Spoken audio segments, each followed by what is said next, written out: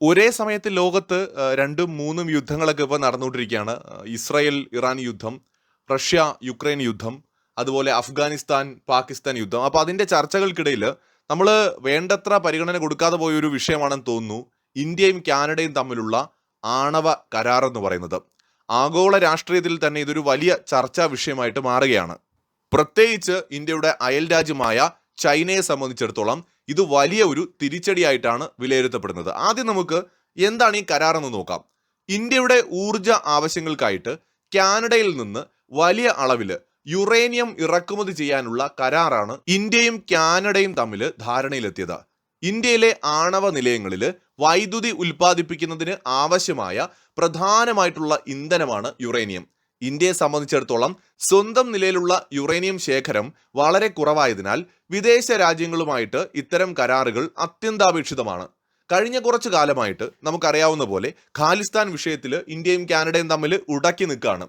ആ ഉടക്കി നിന്നത് അങ്ങ് 5-10 വർഷം മുമ്പത്തെ കാര്യമൊന്നുമല്ല, ഏതാനും മാസങ്ങളോ അല്ലെങ്കിൽ ഒരു വർഷവും മുമ്പത്തെ കാര്യമാണ്. ആ കാനഡയുമായിട്ടാണ് വളരെ സുപ്രധാനപ്പെട്ട ഒരു കരാറ് നമ്മൾ ഒപ്പിടുന്നത് എന്നുള്ളത് ഇന്ത്യയുടെ നയതന്ത്രത്തിന്റെ വിജയമെന്നല്ലാതെ മറ്റൊന്നും നമുക്ക് ഇതിനകത്ത് പറയാനില്ല. കാരണം ഖാലിസ്ഥാൻ വിഷയത്തിൽ ഇന്ത്യയും കാനഡയും തമ്മിലുള്ള ഡിപ്ലോമാറ്റിക് റിലേഷൻസ് ഏത് ലെവൽ വരെ താഴ്ന്നു എന്ന് നമ്മൾ കണ്ടു. പരസ്പരം തിരിച്ചു വിളിക്കുക ഉദ്യോഗസ്ഥരെ, അതുപോലെ തന്നെ ഗുരുതരമായ ആരോപണങ്ങൾ ഇന്ത്യക്കെതിരെ ഉന്നയിക്കുക, ഇന്ത്യ ശക്തമായി തന്നെ തിരിച്ചടിക്കുക. ഈ വിധത്തിൽ ഇന്ത്യ കാനഡ റിലേഷൻ വളരെ മോശമായിരുന്നു. ഈ ഒരു അവസ്ഥയിൽ നിന്നാണ് ഇന്ന് ഒരു മെഗാ ഡീൽ എന്ന നിലയിലേക്ക് രണ്ട് രാജ്യങ്ങളും എത്തി നിൽക്കുന്നത്. ഇരു രാജ്യങ്ങളും സാമ്പത്തികവും തന്ത്രപരവുമായിട്ടുള്ള കാര്യങ്ങളിൽ വീണ്ടും സഹകരിക്കാൻ തുടങ്ങുന്നു എന്നാണ് നമ്മൾ മനസ്സിലാക്കേണ്ടത്. റിലേഷൻസ് റീസെറ്റ് എന്ന് നമുക്കിതിനെ വിശേഷിപ്പിക്കാം. ചൈനയെ സംബന്ധിച്ചിടത്തോളം ഇന്ത്യയുടെ ഈ വളർച്ച, വിശേഷിച്ച് കാനഡയുമായിട്ട് നമ്മൾ ഉണ്ടാക്കിയ ഈ പുതിയ ഒരു റിലേഷൻ ചൈനയെ ഞെട്ടിച്ചിരിക്കുന്നു എന്ന് തന്നെ പറയാം. ചൈനീസ് മാധ്യമങ്ങളായിട്ടുള്ള ഗ്ലോബൽ ടൈംസിലും സൗത്ത് ചൈന മോർണിംഗ് പോസ്റ്റിലും വന്നിട്ടുള്ള ലേഖനങ്ങൾ മാത്രം നമ്മൾ എടുത്തു നോക്കിയാൽ മതി ചൈന ഇത് വളരെ ഗൗരവത്തോടെ കാണുന്നുണ്ട് എന്ന് മനസ്സിലാക്കാൻ. ഈ കാനഡയുമായിട്ടുള്ള ഇന്ത്യയുടെ കരാറ് ഈ ഏഷ്യയിൽ തന്നെ ആണവോർജ മേഖലയിൽ ഇന്ത്യക്ക് സ്വയം പര്യാപ്തത നേടാൻ ഏറെ സഹായിക്കും. ഇത് ഇന്ത്യയുടെ ഒരു സ്വാധീനം ഏഷ്യയിൽ വർദ്ധിപ്പിക്കും. യുറേനിയത്തെ കൂടാതെ ധാരാളം അപൂർവ ധാതുക്കളടക്കം നിക്ഷേപമുള്ള കാനഡയുമായിട്ടുള്ള ഇന്ത്യയുടെ ഈ സൗഹൃദം, പ്രത്യേകിച്ച് പാശ്ചാത്യ രാജ്യമായിട്ടുള്ള കാനഡയുമായിട്ടുള്ള ഇന്ത്യയുടെ ഈ സൗഹൃദം ചൈനയെ വല്ലാതെ അസ്വസ്ഥപ്പെടുത്തുന്നുണ്ട്. ഇത്രയും വലിയൊരു കരാറിൽ ഇന്ത്യയുമായിട്ട് കാനഡ ഏർപ്പെടുമ്പോൾ ആഗോള തലത്തിൽ അത് ഇന്ത്യക്ക് ലഭിക്കുന്ന ഒരു വലിയ അംഗീകാരമായിട്ടാണ് പരക്കെ കാണുന്നത്. ഇത്തരം ഒരു അംഗീകാരം ചൈനയ്ക്ക് കിട്ടുന്നില്ല. ചൈനയെ ലോകരാജ്യങ്ങൾ എപ്പോഴും ഒരു ശത്രുതാ മനോഭാവത്തോടെയാണ് നോക്കുന്നത്. എന്നാൽ ഇന്ത്യയോട് എല്ലാവർക്കും വലിയ സൗഹൃദമാണ്. അതായത് ഒരു അയൽക്കാരൻ നന്നാവുമ്പോൾ മറ്റേ അയൽക്കാരന് തോന്നുന്ന ഒരു അസ്വസ്ഥതയും അസൂയമൊക്കെ അല്ലേ, അതൊക്കെ ഇന്ത്യയോട് ചൈനയ്ക്കുണ്ട്. പണ്ട് മാവോയ്ക്ക് നമ്മുടെ പ്രധാനമന്ത്രി ജവഹർലാൽ നെഹ്റുവിനോട് ഒരു അസൂയ ഉണ്ടായിരുന്നു.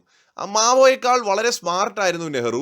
എല്ലായിടങ്ങളിലും അംഗീകരിക്കപ്പെടുന്ന ഒരു ലീഡറായിരുന്നു. വളരെ നന്നായി സംസാരിക്കാൻ കഴിയുന്ന, ഏത് സ്ഥലത്ത് പോയാലും ബഹുമാനിക്കപ്പെടുന്ന ഒരു ലീഡർ എന്ന നിലയിലായിരുന്നു നെഹ്റുവിനെ കാണുന്നത്. പക്ഷെ മാവോയ്ക്ക് അങ്ങനെ ഒരു അംഗീകാരം ലോകരാഷ്ട്രങ്ങൾക്കിടയിൽ അന്ന് ഉണ്ടായിരുന്നില്ല.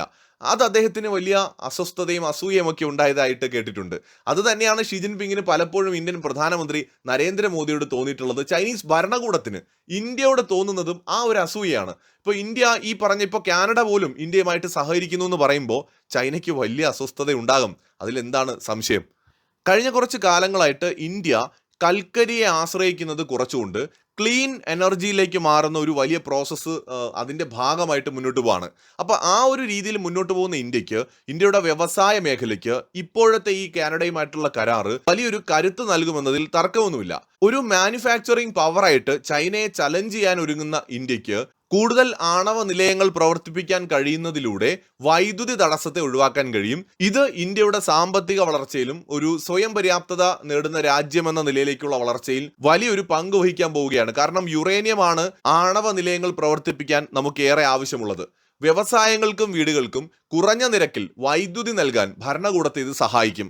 ലോകശക്തികൾക്കിടയിൽ ഇന്ത്യയുടെ സ്ഥാനം കൂടുതൽ ഭദ്രമാകും. ചുരുക്കത്തിൽ ഇന്ത്യയുടെ ഊർജ പ്രതിസന്ധി പരിഹരിക്കുവാനും ആഗോള രാഷ്ട്രീയത്തിൽ ചൈനയെ പ്രതിരോധിക്കുവാനും സഹായിക്കുന്ന ഒന്നാണ് ഇന്ത്യ കാനഡ യുറേനിയം കരാർ എന്ന് പറയുന്നത്. എനിക്ക് തോന്നുന്നു നിലവിൽ ഇന്ത്യയിൽ ഏകദേശം 20-ലധികം ആണവ റിയാക്ടറുകൾ പ്രവർത്തിക്കുന്നുണ്ട്. അതായത് തമിഴ്നാട്ടിലെ കൂടംകുളം ആണവ നിലയം, മഹാരാഷ്ട്രയിലെ താരാപൂർ ആണവ നിലയം, അതുപോലെ കർണാടകയിലെ കൈഗ, തമിഴ്നാട്ടിലെ കൽപ്പാക്കം, അങ്ങനെ നിരവധി സംസ്ഥാനങ്ങളിൽ നമുക്ക് ആണവ നിലയങ്ങളുണ്ട്, രാജസ്ഥാൻ ഉൾപ്പെടെ. ഒരു ആണവ നിലയത്തെ നമ്മളൊരു കാർ എഞ്ചിനോട് ഉപമിക്കുകയാണെന്നുണ്ടെങ്കിൽ അതിലെ ഇന്ധനമാണ് യുറേനിയം എന്ന് പറയുന്നത്. ഒരു കാറിന് എങ്ങനെയാണോ ഇന്ധനം പ്രധാനപ്പെട്ടത് അതുപോലെ ഒരു ആണവ നിലയത്തിന്റെ ഇന്ധനമാണ് യുറേനിയം, ലളിതമായി പറഞ്ഞാൽ.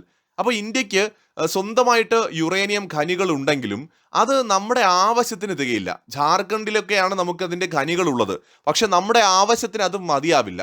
അപ്പോൾ അത് തികയാതെ വരുന്ന സമയത്ത് യുറേനിയത്തിൻ്റെ കുറവ് കാരണം പലപ്പോഴും നമ്മുടെ പല റിയാക്ടറുകളും അവയുടെ പൂർണ്ണ ശേഷിയിൽ പ്രവർത്തിക്കാറില്ല. തുടർച്ചയായിട്ട് പ്രവർത്തനം നമുക്ക് നിലനിർത്താൻ കഴിയില്ല. അപ്പോൾ അതുകൊണ്ട് തന്നെ കാനഡയിൽ നിന്നുകൂടി നമുക്ക് യുറേനിയം എത്തുന്നതോടെ തടസ്സമില്ലാതെ വൈദ്യുതി ഉൽപ്പാദിപ്പിക്കാൻ കഴിയുമെന്നതാണ് ഏറ്റവും വലിയ ഇതിൻ്റെ ഒരു അഡ്വാൻറ്റേജ്. വരും വർഷങ്ങളിൽ ഇന്ത്യ കൂടുതൽ ആണവ നിലയങ്ങൾ സ്ഥാപിക്കാനായിട്ട് പദ്ധതിയിടുന്നുണ്ട്. അതിനാവശ്യമായിട്ടുള്ള ഇന്ധനം നമുക്ക് ഈ കരാറിലൂടെ ലഭ്യമാവുകയാണ്. മാത്രമല്ല, ഇന്ത്യയുടെ ആണവ പദ്ധതിയുടെ ആത്യന്തിക ലക്ഷ്യം നമ്മുടെ പക്കൽ ധാരാളമുള്ള തോറിയം ഉപയോഗിച്ച് വൈദ്യുതി ഉണ്ടാക്കുക എന്നതാണ്. എന്നാൽ ആ ഘട്ടത്തിൽ എത്തുന്നതിന് മുമ്പ് യുറേനിയം ഉപയോഗിക്കുന്ന റിയാക്ടറുകൾ വിജയകരമായിട്ട് പ്രവർത്തിപ്പിക്കേണ്ടതുണ്ട്. തോറിയത്തെക്കുറിച്ച് എല്ലാവർക്കും അറിയാലോ. നമ്മുടെ കേരളം മുതൽ അങ്ങ് തമിഴ്നാടും ആന്ധ്രാപ്രദേശിലും ഒക്കെ ആയിട്ട് നമ്മുടെ കടൽ തീരങ്ങളിൽ ധാരാളം അവൈലബിൾ ആയിട്ടുള്ള ഒന്നാണ് തോറിയം. ലോകത്തിൽ തന്നെ ഏറ്റവും കൂടുതൽ തോറിയം നിക്ഷേപമുള്ളത് നമ്മുടെ നാട്ടിലാണ്. പക്ഷെ അത് ഉപയോഗിച്ചുകൊണ്ട് നമുക്ക് വൈദ്യുതി ഉൽപ്പാദിപ്പിക്കാനുള്ള ഒരു ടെക്നോളജി ഇന്ന് പൂർണ്ണമായ തോതിൽ ഡെവലപ്പ് ചെയ്യപ്പെട്ടിട്ടില്ല. അപ്പോൾ അതിലേക്ക് നമ്മൾ കടക്കുകയാണ്. ഓൾറെഡി നമ്മൾ അതിൻ്റെ റിസർച്ചസ് ഒക്കെ നടക്കുന്നുണ്ട്. അത് ഏത് സ്റ്റേജിലാണെന്ന് നമുക്കറിയില്ല. പക്ഷെ അത് സംബന്ധിക്കുന്ന ഗവേഷണങ്ങളും പരീക്ഷണങ്ങളും ഒക്കെ നടന്നു വരികയാണ്. ചൈനയിലും ഈ ഒരു പരീക്ഷണങ്ങൾ നടക്കുന്നുണ്ട്. ചൈന കുറച്ചുകൂടി ഈ തോറിയം ഗവേഷണത്തിൽ മുന്നോട്ട് പോയി എന്നാണ് മനസ്സിലാക്കാൻ കഴിയുന്നത്. അപ്പോൾ എന്തായാലും അതിലേക്ക് പോകണമെങ്കിൽ നമുക്ക് യുറേനിയം ഉപയോഗിക്കുന്ന റിയാക്ടറുകൾ വിജയകരമായിട്ട് പ്രവർത്തിപ്പിക്കേണ്ടത് വളരെ അത്യാവശ്യമാണ്. അപ്പോൾ എല്ലാ അർത്ഥത്തിലും ഈ കാനഡയുമായിട്ടുള്ള ഈ ഒരു കരാറ് ഇന്ത്യക്ക് വളരെയധികം ഗുണം ചെയ്യുമെന്നതിൽ ഒരു തർക്കവുമില്ല. ഇനി ഇതിനകത്ത് ചൈനയെ അസ്വസ്ഥപ്പെടുത്തുന്ന പ്രധാനപ്പെട്ട പോയിന്റ്സിൽ മറ്റൊന്ന്, ഇന്ത്യ ഒരു NPT ഒരു മെമ്പർ അല്ല. NPT എന്ന് പറഞ്ഞാൽ ആണവായുധ വ്യാപന നിരോധന കരാറിൽ ഒപ്പിട്ടിട്ടുള്ള ഒരു രാജ്യമല്ല. ഈ NPTയിൽ ഒപ്പിടാത്തൊരു രാജ്യമാണ് ഇന്ത്യ. അങ്ങനത്തെ ഒരു രാജ്യമായിരുന്നിട്ടും ഇന്ത്യയുമായിട്ട് കാനഡയെ പോലുള്ള രാജ്യങ്ങൾ ഇങ്ങനെ ഒരു യുറേനിയം സപ്ലൈ ചെയ്യുന്ന ഒരു കരാറിൽ ഒപ്പിടുക എന്ന് പറയുന്നത് ശരിക്കും ചൈനയെ ഞെട്ടിച്ചിട്ടുണ്ട്. ചൈനയെ മാത്രമല്ല, പാകിസ്ഥാനെയും ഒരുപക്ഷെ ഇന്ത്യയുടെ ശത്രുക്കളെയൊക്കെ ഞെട്ടിച്ച ഒരു സംഭവമാണിത്. ഇത് ഇന്ത്യയെ സംബന്ധിച്ചിടത്തോളം ഇന്ത്യയുടെ വിശ്വസ്തതയ്ക്കും നയതന്ത്ര വിജയത്തിനും തെളിവാണ്. ഇന്ത്യയും കാനഡയും തമ്മിലുള്ള റിലേഷൻ കൂടുതൽ ഉയർത്താനായിട്ട് ധാരണയായിട്ടുണ്ട്. ഇന്ത്യയും കാനഡയും തമ്മിലുള്ള വ്യാപാരം 2030 $50 ബില്യൺ ഉയർത്താനുള്ള തീരുമാനങ്ങളിലേക്കും എത്തിയിട്ടുണ്ട്. സോ ഇന്ത്യ കാനഡ തുടർന്നും വളരെ ശക്തമായിട്ടുള്ള ഒരു റിലേഷൻ മെയിൻറ്റെയിൻ ചെയ്യാനുള്ള എല്ലാ സാഹചര്യങ്ങളുമാണ് ഇപ്പോൾ കാണുന്നത്. ചൈനയും കാനഡയും തമ്മിലുള്ള റിലേഷൻ ഇന്ത്യ കാനഡ റിലേഷനേക്കാൾ മോശമായിരുന്ന ഒരു ഘട്ടത്തിൽ അത് ഇന്ത്യ ഇപ്പോൾ മെച്ചപ്പെട്ടതുപോലെ മെച്ചപ്പെട്ടിട്ടുണ്ടോ എന്ന് ചോദിച്ചാൽ ഇല്ല എന്ന് പറയേണ്ടി വരും. അപ്പോൾ അതുകൊണ്ട് എല്ലാ അർത്ഥത്തിലും ചൈനീസ് ഭരണകൂടം വളരെ അസന്തുഷ്ടരാകാനാണ് സാധ്യത. ഇന്ത്യ കാനഡ യുറേനിയം കരാറുമായി ബന്ധപ്പെട്ട് കൂടുതൽ അപ്ഡേറ്റുകളുമായിട്ട് നമുക്ക് വീണ്ടും കാണാം.